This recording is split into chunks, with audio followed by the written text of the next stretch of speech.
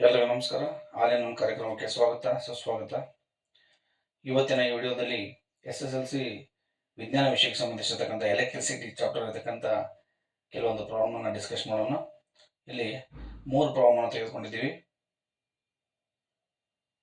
ಒಂದೊಂದು ಪ್ರಾಬ್ಲಮ್ನ ಪ್ರಾಕ್ಟೀಸ್ ಮಾಡ್ತಾ ಹೋಗೋಣ, ನೋಡ್ತಾ ಹೋಗೋಣ. ಒಂದೇ ಪ್ರಾಬ್ಲಮ್ ಏನು ಕೊಟ್ಟಿದೆ ನೋಡ್ರಿ, ಅದು ಬ್ರೀಫ್ ಆಗಿ ಬರೆದಿಲ್ಲ, ಪಾಯಿಂಟ್ಸ್ ಮೂಲಕ ಬರೆದಿದ್ದೀನಿ. ನೋಡ್ಕೊರಿ, ಡಯಾಗ್ರಾಮ್ ಹಾಕೊಟ್ಟಿದ್ದಾನೆ. ಡಯಾಗ್ರಾಮ್ ಒಳಗೆ 3 ರೆಸಿಸ್ಟೆನ್ಸ್ ಕೊಟ್ಟಾನ, R1 R2 R3 ಅಂತ ಕೊಟ್ಟಾನ. ನೆಕ್ಸ್ಟ್ ವೋಲ್ಟೇಜ್ ಕೊಟ್ಟಾನ. ಸೊ ನೀವು ನೋಡಿಕೊಳ್ಳೋಕೆ ಗೊತ್ತಾಗುತ್ತೆ ನೀವು ಹೆಂಗೆ ಕನೆಕ್ಟ್ ಮಾಡಿ. ನೋಡ್ರಿಂದ ಪ್ಯಾರಲಲ್ ಸಮಾಂತರವಾಗಿ ಜೋಡಿಸಿರ್ತಕ್ಕಂಥದ್ದು. ಸಮಾಂತರವಾಗಿ ಜೋಡಿಸಿದ ಕೂಡ ನಮ್ಗೆ ಫಾರ್ಮುಲಾ ಹೋಗ್ಬಿಡ್ತೀವಿ. 1/Rp = 1/R1 + 1/R2 + 1/R3. Okay, problem ಬಿಡಿಸ್ ನೋಡ್ರಿ. ಒಂದೇ ಪ್ರಾಬ್ಲಮ್ ಈಗ ಹೆಂಗಾಯ್ತು ಅಂತ ತೋರಿ. R1 = ಎಷ್ಟು ಕೊಟ್ಟಾನ? 5 Ω ಅಂತ ಕೊಟ್ಟಾನ. R2 = 10 Ω. R3 = 30 Ω ಅಂತ ಕೊಟ್ಟಾನ. ನೆಕ್ಸ್ಟ್ ವೋಲ್ಟೇಜ್ ಕೊಟ್ಟ ನೋಡ್ರಿ, V = 12 ವೋಲ್ಟ್. V = 12 volt. 3 ಪ್ರಶ್ನೆಗೆ ಏನಲ್ಲಿ ಮೊದಲನೇದಾಗಿ ಏನು ನೋಡ್ರಿ, ಪ್ರತಿರೋಧದಲ್ಲಿರೋ ವಿದ್ಯುತ್ ಪ್ರವಾಹ ಅಂದ್ರೆ ಪ್ರತಿರೋಧ ವಿದ್ಯುತ್ ಪ್ರವಾಹ ಅಂದ್ರೆ R1 ಇತ್ತಂದ್ರೆ ಅಲ್ಲಿ I1 ಇರ್ತೈತಿ, R2 ಇತ್ತಂದ್ರೆ I2 ಇರ್ತೈತಿ, R3 ಇತ್ತಂದ್ರೆ I3 ಇರ್ತೈತಿ. ಹೀಗಾಗಿ R1 ರೋಧದಲ್ಲಿ ವಿದ್ಯುತ್ ಪ್ರವಾಹ ಶಾರ್ಟ್ ಆಗಿ ಬರ್ತೈತಿ ನೋಡ್ರಿ. I1 = ಸೂತ್ರ ಏನ್ರಿ? V/R1. I = V/R ಸೂತ್ರ.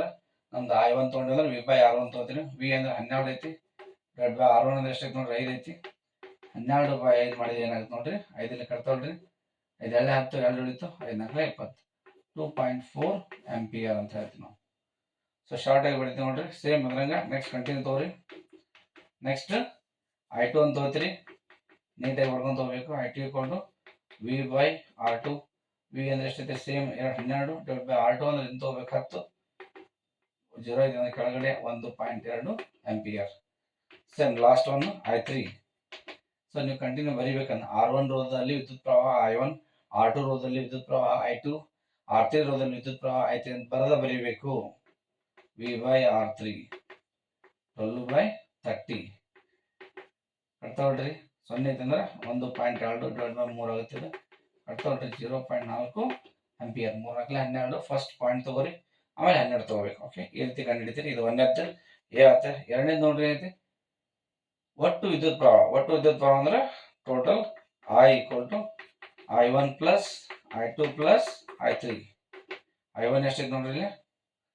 2.4 + 1.2 + 0.4 ಕೂಡಿಸುವಷ್ಟು 4 2 6 4 10. ಪಾಯಿಂಟ್ ಕೊಡ್ರಿ. 2 1 3 3 1 4 4.0 ಅಂದ್ರೆ 4 ampere. So last one C. ಒಟ್ಟು ರೋಧ ಅಂದ್ರೆ ಪ್ಯಾರಲಲ್ ಒಳಗೈತೆ ಅಂದ್ರೆ ಸಮಾಂತರ ಒಳಗೈತೆ ಅಂದ್ರೆ 1/Rp = 1/R1 + 1/R2 + 1/R3. 1/R1 ಅಂದ್ರೆ ಎಷ್ಟು? 1/5, 1/10, 1/30 ಲಸ ತೆಗಿರಿ. 5 10 30 ಲಸ ತೆಗಿರಿ. ಎಷ್ಟು ಬರ್ತದೆ ನೋಡ್ರಿ? 30 ಆಗುತ್ತೆ. 5 6 30, 10 3 30, 31 30, 6 + 3 + 1, 6 3 9, 9 1 10. 10/30 ಅಂದ್ರೆ ಈ 0 ಕ್ಯಾನ್ಸಲ್ ಆಗಿ 1/3 ಉಳಿತು. 1/3 ಅಂದ್ರೆ = 1/Rp ಐತದ. Rp ನ್ಯೂಮರೇಟರ್ ತಗೋಬೇಕು. Rp ನ್ಯೂಮರೇಟರ್ ಅವಶ್ಯಕ ತಗೊಂಡ್ರೆ ಉಲ್ಟಾ 3/1 ಆಗುತ್ತದೆ. 3 ಓಮ್. ಸಮಾಂತರ ಜೋಡಿಸಿದಾಗ ಅದ್ರ ಬರ್ತಕ್ಕಂಥ ಬೆಲೆ ಎಷ್ಟಪ್ಪ ಅಂದ್ರೆ 3 ಓಮ್ ಅಂತ ಹೇಳ್ತಾರೆ. ಈ ರೀತಿಯಾಗಿ ಬಿಡಿಸ್ತಕ್ಕಂಥ ಕಲಿಬೇಕು. ಫಸ್ಟ್ ನಮಗೆ ಫಾರ್ಮುಲಾ ಪರ್ಫೆಕ್ಟ್ ಇದ್ರಪ್ಪ ಅಂದ್ರೆ ಪ್ರಾಬ್ಲಮ್ ಈಸಿಯಾಗಿ ಬಿಡಿಸ್ಬೋದು ನಾವು. ಗೊತ್ತಾಯ್ತ್ರಿ? ಹೆಂಗೆ ತೊಗೊಂಡು ನೋಡ್ರಿ ಸ್ಟೆಪ್ ನಾವು ಕರೆಕ್ಟಾಗಿ ಅರ್ಥ ಮಾಡ್ಕೊಂಡು ಬರೀಬೇಕು. ಕೊಟ್ಟಿರ್ತಕ್ಕಂಥ ಅಂಶಗಳನ್ನು ಬರ್ಕೋಬೇಕು ಫಸ್ಟ್. ನೆಕ್ಸ್ಟ್ ಅವ್ರು ಹೆಂಗೆ ಪ್ರತಿರೋಧದಲ್ಲಿ ವಿದ್ಯುತ್ ಪ್ರವಾಹ ಅಂದ್ರೆ R1 ಇತ್ತಂದ್ರೆ I1, R2 ಇತ್ತಂದ್ರೆ I2, R3 ಇತ್ತಂದ್ರೆ I3 ಇವ್ನ ಕಂಡು ಹಿಡಿತೀರಿ. ನೆಕ್ಸ್ಟ್ ಒಟ್ಟು ವಿದ್ಯುತ್ ಪ್ರವಾಹ ಅಂದಾಗ 3 ಕೂಡ್ಸ್ಕೊಂಡ್ಬಿಟ್ರಿ.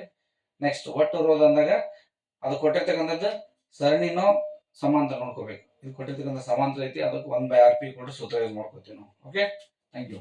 ನೆಕ್ಸ್ಟ್ ಮುಂದಿನ ಒಂದು ಸಮಸ್ಯೆ ನೋಡೋಣ.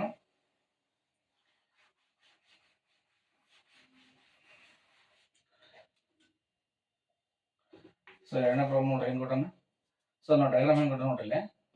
ಸೊ ಇದೊಂದು ವಿದ್ಯುತ್ ಮಂಡಲ. ಇಲ್ಲೇ ಪ್ಯಾರಲಲ್ ಕೊಟ್ಟಾನ, ಇಲ್ಲಿ ಸಮಾಂತರ ಕೊಟ್ಟಾನ, ಇಲ್ಲಿ 3 ಸಮಾಂತರ ಅದಾವ ನೋಡ್ರಿ. ಇಲ್ಲಿ 2 ಸಮಾಂತರ ಅದಾವ, ಇಲ್ಲಿ 3 ಸಮಾಂತರ ಅದಾವು.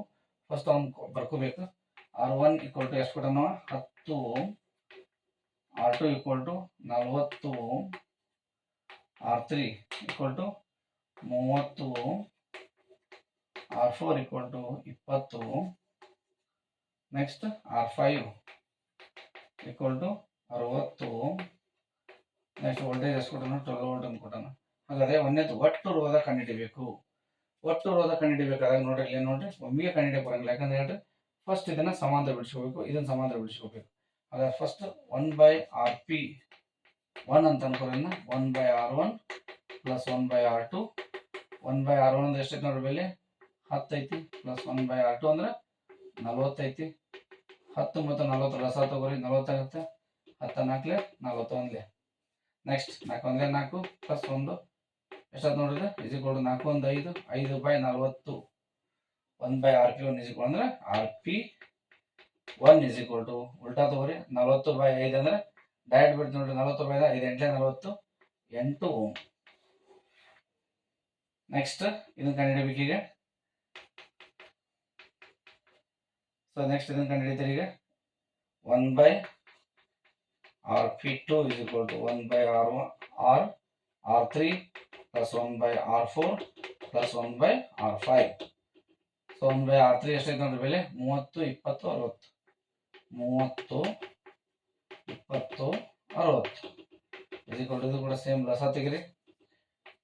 20 30 60 ಅಂದ್ರೆ 60 ಲಸ ಆಗುತ್ತೆ. 30 ಎಳ್ಳೆ 23 61.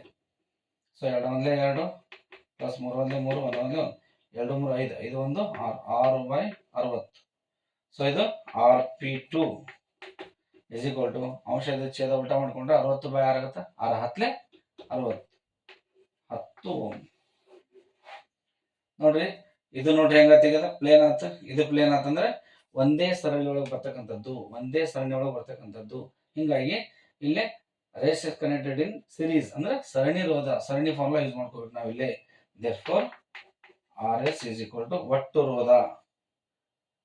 ರೋಧ ಅಂತ ತಗೊಂಡ್ರೆ ಹೆಂಗ್ ತಗೋತೀವಿ ನೋಡ್ರಿ. ಒಟ್ಟು ರೋಧ ಅಂದಾಗ RS is equal to RP1 plus RP2. RP1 8 ಐತಿ, ಇದು 10 ಐತಿ. 10ಕ್ಕೆ 8 ಕೊಡ್ಸ್ರಿ 18 ಓಮ್. ಈ ರೀತಿ ಬಿಡ್ಸಕ್ಕಂತಾನೆ ಕಲಿಬೇಕು. ಗೊತ್ತಾಯ್ತ್ರಿ? ಫಸ್ಟ್ ಡಾಟಾಸ್ ಬರ್ಕೋಬೇಕು. ಫಸ್ಟ್ ಇದನ್ನ ಕ್ಲಿಯರ್ ಮಾಡ್ಕೋರಿ. ಇದು ಸಮಾಂತರದೊಳಗೆ ಐತೆ ಅಂದಾಗ 1/RP ಸೂತ್ರ ಯೂಸ್ ಮಾಡ್ತೀರಿ. ಇದು ಕೂಡ ಸಮಾಂತರದೊಳಗೆ ಇಲ್ಲಿ 2 ಐತಿ, ಇಲ್ಲಿ 3 ಕೊಟ್ಟಾನ. 2 ಕೊಟ್ಟಾಗ 2 ತಗೋರಿ, 3 ಕೊಟ್ಟಾಗ 3 ತಗೋರಿ. ಈ ರೀತಿ ತೆಗೆದುಕೊಳ್ತಕ್ಕಂಥದ್ದು ತಗೊಂಡು ಸಾಲ್ವ್ ಮಾಡಿ. ಇದು ಡಿನಾಮಿನೇಟರ್ ಇರ್ತೈತಿ, ಛೇದ ಇರ್ತೈತಿ, ಇದನ್ನ ಅಂಶಕ್ಕೆ ಬರ್ಕೋಬೇಕು, ಇದನ್ನ ಅಂಶಕ್ಕೆ ಬರ್ಕೋಬೇಕು. ಆಮೇಲೆ ಒಟ್ಟು ರೋಧನ ಇದು 8 ಬಂದೈತಿ, 10 ಬಂದೈತಿ, 2ನ್ನ ಕೊಡ್ಸಿದ್ರೆ ನಿಮ್ಗೆ ಒಟ್ಟು ರೋಧ ಸಿಗ್ತದೆ. ಓಕೆ. ಇನ್ನೊಂದು ಕ್ವಶನ್ ಐತೆ ನೋಡ್ರಿ. ಒಟ್ಟು ವಿದ್ಯುತ್ ಪ್ರವಾಹ ಅಂತ ತಗೊಂಡ ನಾವು. ಒಟ್ಟು ವಿದ್ಯುತ್ ಪ್ರವಾಹ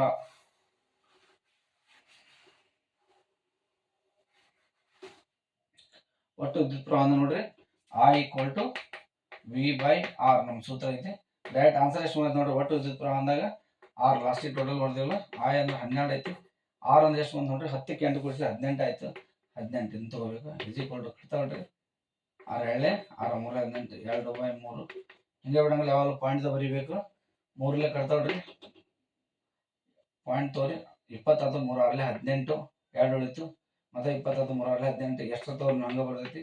I is equal to 0.6 ಒಂದ ಬರೋದು ನಡೀತೈತಿ. ಪಾಯಿಂಟ್ ಆದ್ಮೇಲೆ ಇನ್ನೊಂದು ಸಂಖ್ಯೆ ತಗೊಂಡು ನಡೀತೀವಿ. ಯೂಶುವಲಿ ಒಂದ ಬರಿತೀವಿ. ಇರಲಿ I equal to 0.66 ಆಂಪಿಯರ್. ಒಟ್ಟು ವಿದ್ಯುತ್ ಪ್ರವಾಹ ಎಷ್ಟಪ್ಪ ಅಂತಂದ್ರೆ 0.66 ಅಂತ ಹೇಳ್ತೀವಿ ನಾವು. ಈ ರೀತಿಯಾಗಿ ಬಿಡಿಸ್ತಕ್ಕಂಥ ಕಲಿಬೇಕು. ಓಕೆ. ನೆಕ್ಸ್ಟ್ ಮೂರನೇ ಪ್ರಾಬ್ಲಮ್ ಐತೆ ನೋಡ್ರಿ. ಕೊಟ್ಟನಲ್ಲಿ ಏನ್ ಕೊಟ್ಟ ನೋಡ್ರಿ, ಒಟ್ಟು ರೋಧವನ್ನ ಕಂಡಿಡ್ರಿ ಅಂತ ಕೊಟ್ಟ ನಾವು. ಇದ್ರೊಳಗೆ ಏನಂತಂದ್ರೆ ಒಟ್ಟು ರೋಧವನ್ನ ಕಂಡಿಡ್ರಿ. ಒಂದೇದು ನೋಡ್ರಿ ಎಷ್ಟಿದ್ರಿ, R1 = 1.5 ohm, R2 = 4.5 ohm, R3 = 6 ohm. ಹಾಗಾದ್ರೆ ಒಟ್ಟು ರೋಧವನ್ನು ಕಂಡಿಡಿದಾಗ ನಾವು ಡೈರೆಕ್ಟ್ ತಗೊಳಕ್ ಬರಂಗಿಲ್ಲ. ಇವೆರಡು ರೋಧ ಸರಣಿ ಒಳಗೈತಿ, ಇದು ಪ್ಯಾರಲಲ್ ಒಳಗೈತಿ. ಫಸ್ಟ್ ಇದನ್ನ ಸರಣಿ ಕ್ಲಿಯರ್ ಮಾಡ್ಕೋರಿ. ಸರಣಿ ಕ್ಲಿಯರ್ ಮಾಡ್ಕೋಬೇಕಾದ್ರೆ RS is equal to R1 plus R2 star mark ಹಾಕಿ ಬರ್ರಿ. ಎಲ್ಲ ಮಿಕ್ಸ್ ಆಗಿ ಯಾವ್ದು ಬರ್ರಿ ಅಂತ ಗೊತ್ತಾಗಲ್ಲ ನಿಮ್ಗೆ. R1 ಅಂದ್ರೆ ಎಷ್ಟೈತೆ ನೋಡ್ರಿ, 1.5 ಪ್ಲಸ್ 4.5 ಎರಡು ಕೂಡಿಸ್ಕೊರಿ. 5 5 10 4 2 6.0 ಅಂದ್ರೆ 6 ohm. RS is equal to 6 ohm. ಬಂದ್ಮೇಲೆ ಹೆಂಗಾಗುತ್ತೆ ನೋಡಿ, ಡಯಾಗ್ರಾಮ್ ಹೆಂಗಾಗುತ್ತೆ ನೋಡ್ರಿ. ಇಲ್ಲಿ ಡಯಾಗ್ರಾಮ್ ಹೆಂಗಾಗುತ್ತೆ ಅಂದ್ರೆ ಈ ರೀತಿ ಆಗುತ್ತೆ. ಇದು RS ಆಗುತ್ತೆ, ಇದು R3 ಆಗುತ್ತೆ. ಸೊ ಹಿಂಗಾಗಿ ಇದೇ ನೋಡ್ರಿ ಪ್ಯಾರಲಲ್ ಒಳಗೆ ಬಂತೀಗ.